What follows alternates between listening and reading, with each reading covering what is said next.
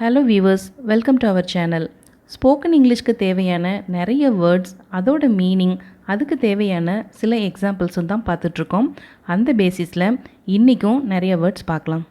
First one, ahead. Ahead அப்படின்னா முன்னாடி அப்படின்னு அர்த்தம்.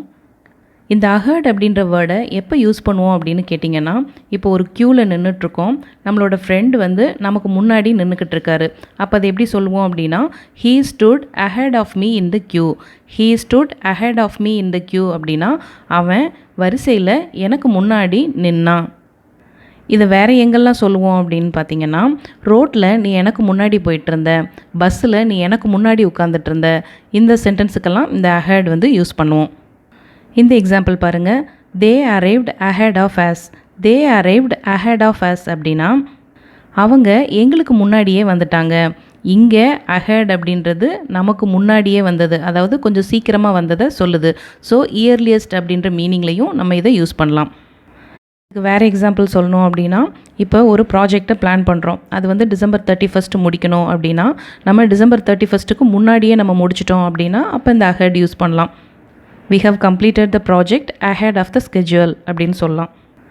இப்போ ஒரு பர்த்டே பார்ட்டிக்கு போகிறோம், நம்ம ஃப்ரெண்ட்ஸ் எல்லாம் நமக்கு முன்னாடியே அந்த பார்ட்டிக்கு போயிட்டாங்க அப்படின்னா நம்ம சொல்லுவோம்ல, they reached ahead of us அப்படின்னா அவங்க நாங்கள் போகிறதுக்கு முன்னாடியே போயிட்டாங்க. இந்த மாதிரி அஹர்ட் அப்படின்ற வேர்டை முன்னாடி அப்படின்ற மீனிங்கில் யூஸ் பண்ணுவோம். Next one, on time. On time அப்படின்னா சரியான நேரத்தில் அப்படின்னு அர்த்தம். அதாவது ஒரு விஷயம் ஒரு பர்டிகுலர் டைமில் நடக்கணும் அப்படின்னு பிளான் பண்ணி வச்சுருப்போம். ஃபார் எக்ஸாம்பிள், இப்போ ஒரு பர்த்டே பார்ட்டி, அங்கே கேக் கட்டிங் கரெக்டாக 7 o'clock அப்படின்னு சொல்லியிருக்காங்க. இப்போ நாம் அந்த பர்த்டே பார்ட்டிக்கு கரெக்டாக 7 o'clock அங்கே போனோம் அப்படின்னா அதுதான் ஆன் டைம். அப்போது ஒரு ஆக்டிவிட்டியை எந்த டைமில் பிளான் பண்ணியிருக்காங்களோ அந்த டைமில் நடக்கிறத தான் ஆன் டைம் அப்படின்னு சொல்லுவோம். இன்னொரு எக்ஸாம்பிள் சொல்லணும் அப்படின்னா, நாம் ஒரு இன்டர்வியூக்கு போகிறோம், நம்மளோட இன்டர்வியூ டைம் 3 o'clock, நம்ம ஆனால் 2:30 போயிட்டோம். ஆனால் அந்த இன்டர்வியூவர் கரெக்டாக 3 o'clock உள்ளே வரார். அப்போ நம்ம என்ன சொல்லுவோம், ஹீ கேம் ஆன் டைம் அப்படின்னா அவர் ஆன் டைம் சரியான நேரத்தில் வந்தார். இப்போது இங்கே சொல்லியிருக்க எக்ஸாம்பிளை பாருங்கள், the plane took off on time. The plane took off on time அப்படின்னா விமானம் சரியான நேரத்தில் டேக் ஆஃப் ஆச்சு. ஸோ ஆன் டைம் அப்படின்னா சரியான நேரத்தில் அப்படின்னு அர்த்தம். Next one, in time. In time அப்படின்னா அந்த நேரத்திற்குள் அப்படின்னு அர்த்தம். ஆன் டைம் அப்படின்னா கரெக்டாக பிளான் பண்ண நேரத்தில் வர்றது அப்படின்னு பார்த்தோம். இதுவே இன் டைம் அப்படின்னா பிளான் பண்ண நேரத்துக்கு முன்னாடி வர்றது. எக்ஸாம்பிள் சொல்லணும் அப்படின்னா அதே எக்ஸாம்பிள் தான். இப்போது ஒரு பர்த்டே பார்ட்டி இருக்குது, கேக் கட்டிங் டைம் 7 o'clock அப்படின்னு சொல்லியிருக்காங்க. நாம் 7 o'clock முன்னாடியே போகிறத தான் இன் டைம் அப்படின்னு சொல்கிறோம். அதாவது அது 6:30 இருக்கலாம், 5:30 கூட இருக்கலாம். ஸோ பிளான்டு டைமுக்கு முன்னாடியே போகிறத இன் டைம் அப்படின்னு சொல்லுவோம்.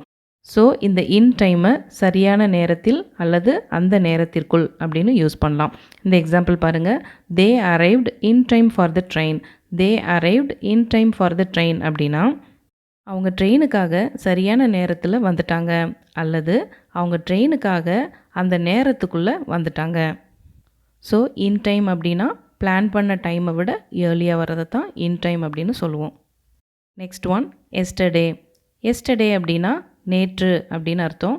இது மோஸ்ட்டாக அவங்க எல்லாருக்கும் தெரிஞ்சிருக்கும். எக்ஸாம்பிள் சொல்லணுன்னா, I went to the temple yesterday. I went to the temple yesterday அப்படின்னா நான் நேற்று கோவிலுக்கு போனேன். இதுவே டே பிஃபோர் எஸ்டர்டே அப்படின்னா நேற்று முன்தினம், அதாவது நேற்றுக்கு முந்தின நாள், அதை தான் டே பிஃபோர் எஸ்டர்டே அப்படின்னு சொல்லுவோம். டே பிஃபோர் எஸ்டர்டே அப்படின்னா நேற்று முன்தினம். அதே எக்ஸாம்பிள் தான், I went to the temple day before yesterday. I went to the temple day before yesterday அப்படின்னா நான் முந்தா நாள் கோவிலுக்கு போனேன். Next one, last week. Last week அப்படின்னா கடந்த வாரம், அதாவது போன வாரம் அப்படின்னு அர்த்தம். எக்ஸாம்பிள் சொல்லணும் அப்படின்னா, I went to the temple last week. I went to the temple last week அப்படின்னா நான் போன வாரம் கோவிலுக்கு போனேன்.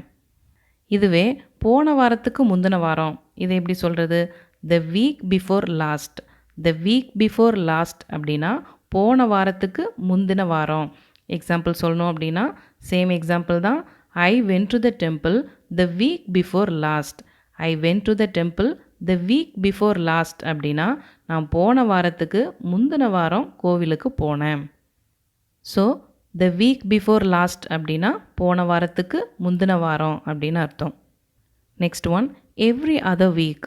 எவ்ரி அதர் வீக் அப்படின்னா ஒரு வாரம் விட்டு அடுத்த வாரம். அதாவது இந்த வாரம் ஒரு வேலையை செய்வோம், அடுத்த வாரம் செய்ய மாட்டோம், அதுக்கு அடுத்த வாரம் செய்வோம். அப்போ ஒரு வாரம் விட்டு அடுத்த வாரம், அதை தான் எவ்ரி அதர் வீக் அப்படின்னு சொல்லுவோம். எவ்ரி அதர் வீக் அப்படின்னா ஒரு வாரம் விட்டு அடுத்த வாரம். எக்ஸாம்பிள் சொல்லணும் அப்படின்னா, I go to the temple every other week. I go to the temple every other week அப்படின்னா நான் கோவிலுக்கு ஒரு வாரம் விட்டு ஒரு வாரம் போகிறேன். இந்த எவ்ரி அதர் வீக்கை பை வீக்லி அப்படின்னு சொல்லலாம். பை வீக்லி அப்படின்னா 2 வாரங்களுக்கு ஒரு முறை. சில வேலைகளை 2 வாரத்துக்கு ஒரு தடவை தான் செய்வோம், அதை தான் பை வீக்லி அப்படின்னு சொல்கிறோம். அதாவது 2 வீக்ஸ் ஒன்ஸ் அப்படின்னு சொல்லுவோம்ல, 2 வீக்ஸ் ஒன்ஸ்னாலும் 2 வாரத்துக்கு ஒரு முறை அப்படின்னு தான் அர்த்தம். எக்ஸாம்பிள் சொல்லணும் அப்படின்னா, we meet bi-weekly to discuss our project status. we meet bi-weekly to discuss our project status அப்படின்னா எங்களோட ப்ராஜெக்ட் ஸ்டேட்டஸை டிஸ்கஸ் பண்ணுறதுக்கு நாங்கள் 2 வாரத்துக்கு ஒரு தடவை மீட் பண்ணுவோம். ஸோ பை வீக்லி அப்படின்னா 2 வாரத்துக்கு ஒரு தடவை. Next one, tomorrow. டுமாரோ அப்படின்னா நாளை அப்படின்னு அர்த்தம். எக்ஸாம்பிள் சொல்லணும் அப்படின்னா, we will meet tomorrow. we will meet tomorrow அப்படின்னா நாம் நாளைக்கு சந்திப்போம். இதுவே டே ஆஃப்டர் டுமாரோ அப்படின்னா நாளை மறுநாள் அப்படின்னு அர்த்தம். டே ஆஃப்டர் டுமாரோ அப்படின்னா நாளை மறுநாள் அப்படின்னு அர்த்தம். எக்ஸாம்பிள் சொல்லணும் அப்படின்னா, we will meet day after tomorrow. we will meet day after tomorrow அப்படின்னா நாம் நாளை கழித்து சந்திப்போம். அப்போது நாளை கழித்து அப்படின்னு சொல்கிறோம்ல, அதை டே ஆஃப்டர் டுமாரோ அப்படின்னு சொல்லலாம். டே ஆஃப்டர் டுமாரோ அப்படின்னா நாளை மறுநாள் அப்படின்னு அர்த்தம். Next one, next week. Next week அப்படின்னா அடுத்த வாரம். எக்ஸாம்பிள் சொல்லணும் அப்படின்னா, I will see you next week. I will see you next week அப்படின்னா நான் உன்னை அடுத்த வாரம் பார்க்குறேன். இதுவே த வீக் ஆஃப்டர் நெக்ஸ்ட் அப்படின்னா அடுத்த வாரத்திற்கு அடுத்த வாரம். அதாவது த வீக் ஆஃப்டர் நெக்ஸ்ட் அப்படின்னா அடுத்த வாரத்திற்கு அடுத்த வாரம். சேம் எக்ஸாம்பிள் தான். I will see you the week after next. I will see you the week after next அப்படின்னா நான் உன்னை அடுத்த வாரத்துக்கு அடுத்த வாரம் பார்க்குறேன். போன வாரத்துக்கு முந்தின வாரம், அது என்னன்னு பார்த்தோம், த வீக் பிஃபோர் லாஸ்ட். இதுவே அடுத்த வாரத்திற்கு அடுத்த வாரம் அப்படின்னா the week after next. Next one, every other month.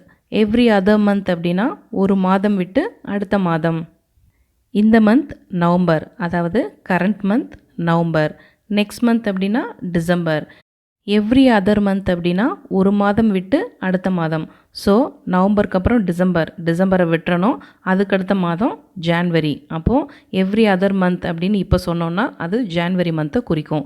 அப்போது எவ்ரி அதர் மந்த் அப்படின்னா ஒரு மாதம் விட்டு அடுத்த மாதம். எக்ஸாம்பிள் சொல்லணுன்னா, we will meet every other month. we will meet every other month அப்படின்னா நாம் ஒரு மாதம் விட்டு ஒரு மாதம் மீட் பண்ணுவோம். இது இயருக்கும் பொருந்தும். Next one, bimonthly. பை வீக்லினா என்ன பார்த்தோம், 2 வாரங்களுக்கு ஒரு முறை. அப்போது பை மந்த்லி அப்படின்னா 2 மாதங்களுக்கு ஒரு முறை. இதுவே இயருக்கும் அப்ளிகபிள் தான். பை இயர்லி அப்படின்னு சொல்லலாம், 2 வருஷத்துக்கு ஒரு தடவை. ஸோ பை மந்த்லி அப்படின்னா 2 மாதங்களுக்கு ஒரு முறை. எக்ஸாம்பிள் சொல்லணும் அப்படின்னா, they publish a video bimonthly. They publish a video bimonthly அப்படின்னா அவங்க 2 மாதத்துக்கு ஒரு தடவை வீடியோ பப்ளிஷ் பண்ணுறாங்க. Next one, half past 10. half past 10 அப்படின்னா 10:30 மணி அப்படின்னு அர்த்தம். கிளாக்கில் டைம் பார்க்கும்போது குவார்ட்டர், ஹாஃப் அப்படின்னு யூஸ் பண்ணுவோம். குவார்ட்டர் அப்படின்னா 15 மினிட்ஸ், ஹாஃப் அப்படின்னா 30 மினிட்ஸ். இப்போது 10:30 half past 10 அப்படின்னு சொல்லுவோம். ஹாஃப் அப்படின்னா 30 மினிட்ஸ், பாஸ்ட் அப்படின்னாலே முடிஞ்சது. 10 மணி ஆகி 30 நிமிஷம் ஆயிடுச்சு, அதை சொல்கிறது தான் ஹாஃப் பாஸ்ட் அப்படின்னு சொல்கிறோம். இட்ஸ் half past 10 அப்படின்னா இப்போ 10:30 மணி அப்படின்னு அர்த்தம். Next one, quarter to 12. quarter to 12 அப்படின்னா 11:45 அப்படின்னு அர்த்தம். குவார்ட்டர் அப்படின்னா 15 மினிட்ஸ், 2 அப்படின்னா 12 மணி ஆகிறதுக்கு அப்படின்னு அர்த்தம். ஸோ 12 மணி ஆகிறதுக்கு இன்னும் 15 நிமிஷம் இருக்குது அப்படின்றது தான் இதோட மீனிங். இதை 11:45 அப்படின்னு சொல்லலாம். 11:45 அப்படின்னா 11:45 அப்படின்னு அர்த்தம். இங்கே குவார்ட்டர் ஹாஃப் தான் யூஸ் பண்ணணும்னு கிடையாது. 10-12, 20-12 அந்த மாதிரி கூட சொல்லிக்கலாம். 12ஆக 10 நிமிஷம் இருக்குது, 12ஆக 20 நிமிஷம் இருக்குது, அந்த மாதிரி கூட சொல்லிக்கலாம். ஸோ இந்த எக்ஸாம்பிளில் இட்ஸ் 11:45 அப்படின்னு சொல்கிறோம். இட்ஸ் 11:45 அப்படின்னா இப்போது 11:45 அப்படின்னு அர்த்தம். இந்த வேர்ட்ஸ் எல்லாம் நம்ம டெய்லி லைஃப்பில் அன்றாட நம்ம பேசக்கூடிய வார்த்தைகள் தான். இதோட மீனிங்கை கரெக்டாக புரிஞ்சுக்கிட்டு இனிமேல் உங்கள் டெய்லி கான்வர்சேஷனில் யூஸ் பண்ணி பாருங்கள். இந்த வீடியோ பிடிச்சிருந்தால் லைக் பண்ணுங்கள். சேனலை சப்ஸ்கிரைப் பண்ணாதவங்க சப்ஸ்கிரைப் பண்ணுங்கள். கூடவே அந்த பெல் ஐக்கானையும் கிளிக் பண்ணுங்கள். நெக்ஸ்ட் வீடியோவில் மீட் பண்ணுறேன். பை.